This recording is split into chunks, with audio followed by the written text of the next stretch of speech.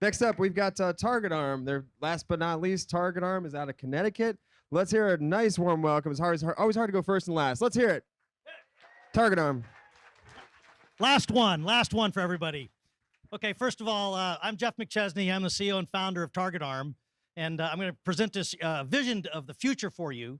A couple things. I'm a former F-15 combat fighter pilot and commander. I've been an aeronautical engineer, been around a lot of this stuff before, and I'm a serial entrepreneur. And if you look at the bottom of that slide, Lisa, I'm a TechStars alumnus also from 2020 and the Air Force Accelerator. So thank you very much for your help. Definitely helped us along the way with Warren Katz doing that with us. Okay, so let's get started about what does it look like for the future. So let me take you back just a little bit in your time, take you back and say 25 years ago, how many of you took your digital world with you wherever you went? Nowhere. You got on an airplane, you read a magazine, you slept everywhere. And now today, every one of you has a cell phone. You take your digital world every single place you go. Okay, it's now part of society. And society is getting more and more mobile every single year. Why isn't our physical world able to connect to us while we're in transit as well?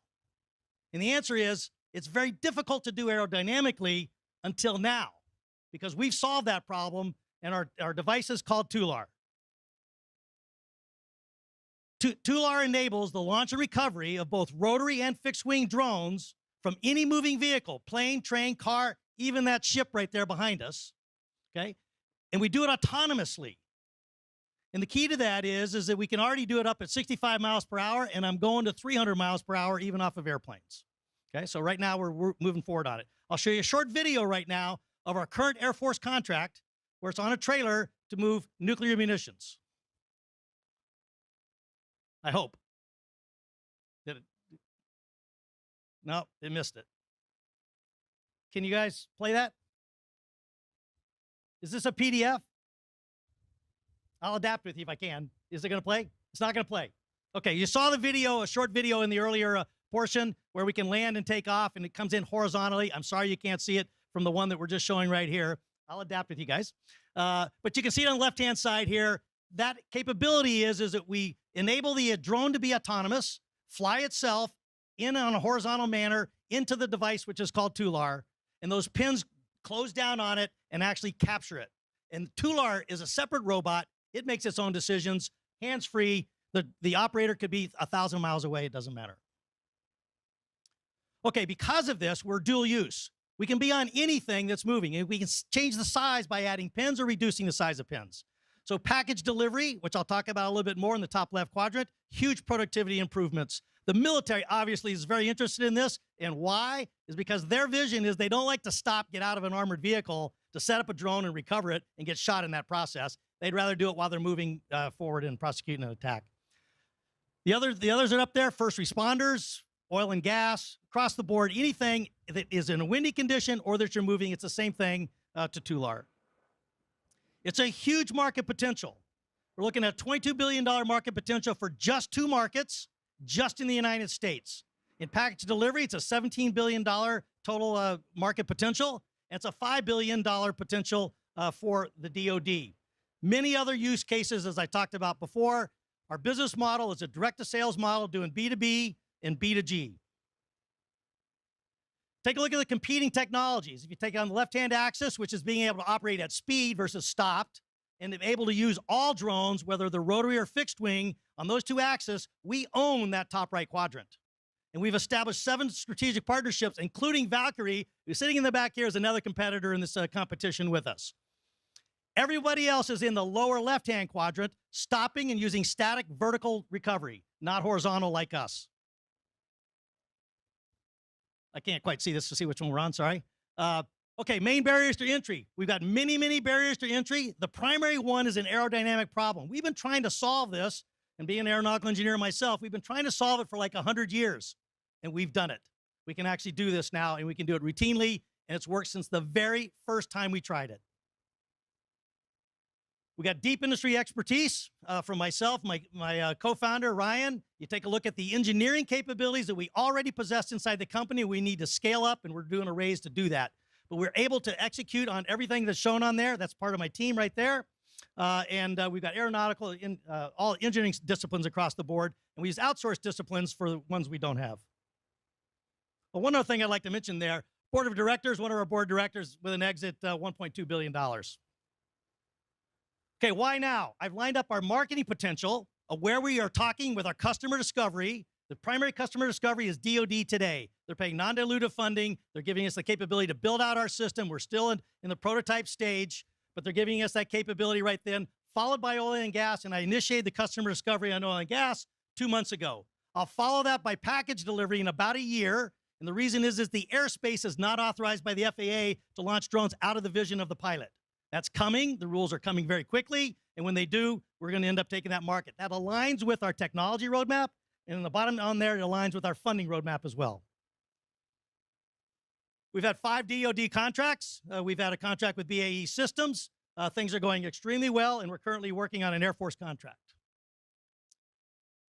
We've had an outstanding 2021, over $1 million in revenue. Our earnings are over $400,000 for an EBITDA margin of over 41%. We're extremely cash efficient. I've got 25 months of cash already in the bank, forward capability. On top of that, we've got demonstrated team performance. I've talked to you about the sales model, demonstrated traction, and enormous dual use market potential. The last thing is that I'd like to take some questions for you, but one shout out to my venture capitalist in the back there, Stony Lonesome Group with Sean Drake. There you go. Sean has done 4 investments in us, and he's moved to Tampa. Wave your hands. Everyone will swarm him. There he is. Oh, he showed himself. All the startups just kind of swarm in there. No, he'll be okay. Thanks for coming. I appreciate it. And sorry about that video, Jeff. That great presentation. That's okay. I'm going to take, if you don't mind, I'm going to actually reenact the video for you just really quick. So if you can imagine, it's like you got these arms, and it comes down and like catches it down like that. It's like think of Pac-Man. It's like a Pac-Man. Hopefully that gave it some, I don't know. No, that was pretty close. Yeah, it's exactly like that. I'll just put a slide up of Pac-Man next time. Perfect. Any questions you might have, I'd be happy to answer it. You, when you talked about the technical capabilities and the slide with the with the patents that you had on it, you referenced that there was, a big 100-year-long aeronautical challenge that you all have solved. Can you just say more about that? Yeah, so one of the problems, the idea has always been in the military, which is building an arsenal aircraft.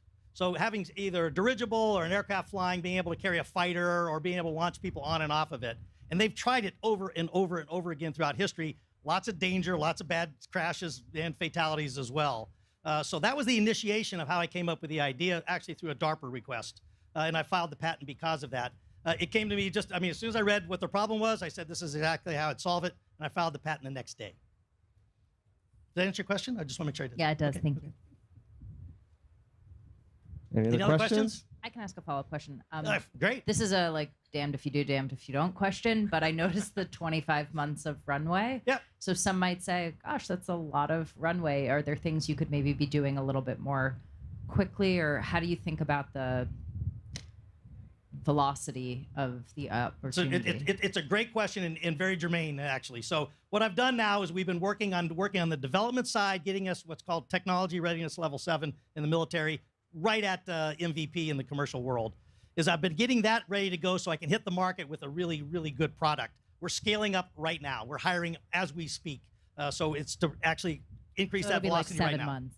That's right. Yeah. So if I scale it up and I double it, then I got 12, right? Exactly. And can you share a little bit about the, this sort of business model over time? Is this a hardware model? Is it software? Is it subscription? Again, great question. Great question. So we started as a hardware model to demonstrate the functionality, right? So we get that working. We started laying on software. We started laying on more software. We started laying on vision capability, and we're wrapping around now a API and an SDK. We're building that as well. In addition to that is we also have additional revenue models where people, the OEMs that build drones, which are now becoming quite ubiquitous, need to come and certify on our platform for our users, and we're gathering all that data as well.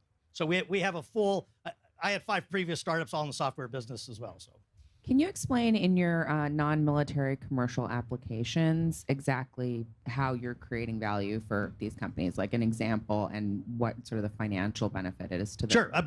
If I can take a quick second here, the slide that I had up there for the package delivery, I show 3x times to 9x.